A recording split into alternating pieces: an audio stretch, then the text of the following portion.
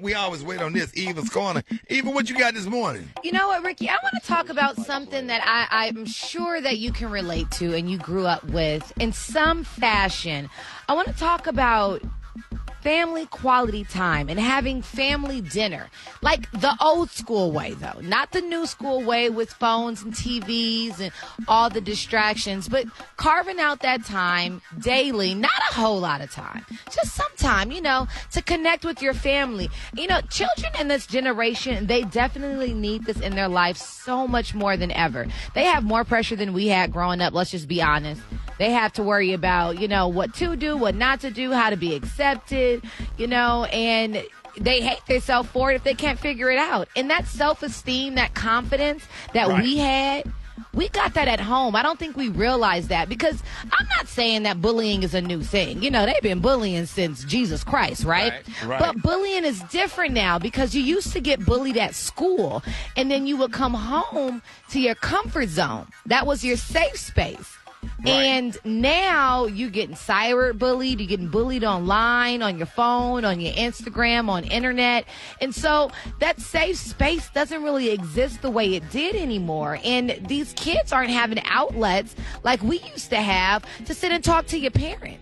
And a lot of time that was literally over a meal. Yeah. Where you would sit down, and you would talk to your mom and dad, and they would ask you what's going on in your life. And so I started to think about, how did we get so far away from that?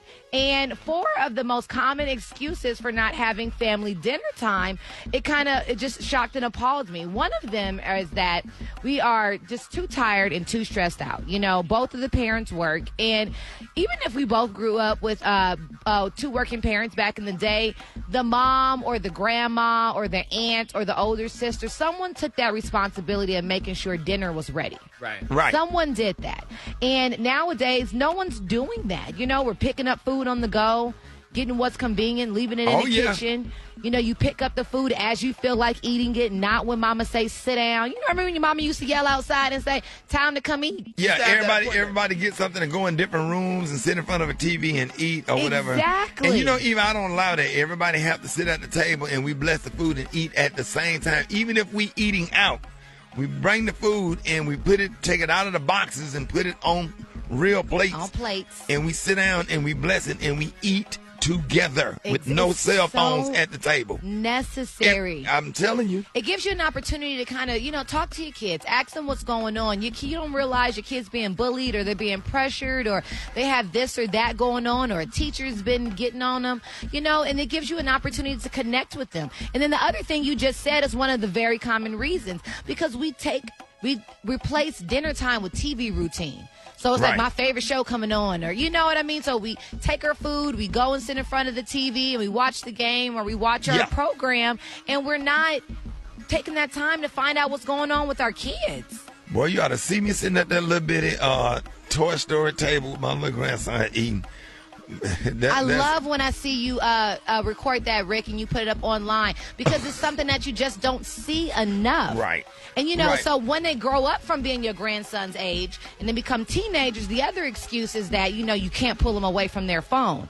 There has to be some point, because I know in my household growing up, we weren't even allowed to watch TV during the week. We definitely weren't allowed to be on the phone and texting. Yeah, no phones at the table. And I have real good conversation with my son and my nephew, because they're college athletes, and my other nephew, DJ.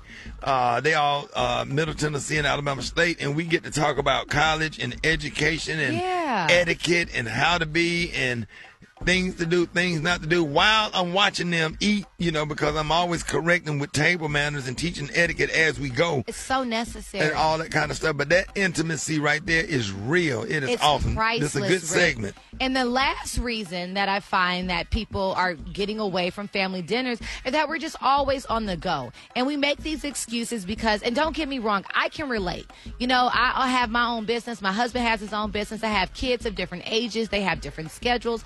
But you as the parent have to designate that time. If it's 45 minutes, You have to designate that time and tell everybody, put the phone down, turn the TV off, put everything away, and we are going to spend this time together. And you have to do that for your kids and make it, a necessity. It is essential. It allows you to build strong families and foundation, and that's the platform that your kids, when they become young adults, that's what they're going to pull from. That's Absolutely. that confidence they're going to pull from. So family dinner is not just a time for you guys to eat and nourish yourself, but it's a time for you guys to build memories and share experiences and listen to what's going on in each other's lives. And I know it sounds so simple and old school, but, sometimes you got to take it back to the old school. Even washing the dishes and cleaning up the kitchen together is fun. Teach them, Because what we do, we turn the music up real loud, like we get turned up. Like, I make cleaning up the kitchen fun. Everybody dancing and nay-naying and setting out a cue hop, but we mopping and cleaning up the kitchen and, cleaning those eyes or whatever. So if anybody want to listen to this audio again, you can go to RickySmileTheMorningShow.com, or you can follow Eva on Instagram. Eva, how can you be reached? You can find me at Eva Marcille on Instagram and on Twitter, and I'm going to post this edition of Eva's Corner on my stories. You'll see Ricky Smiley Morning Show, and you'll see Eva's Corner.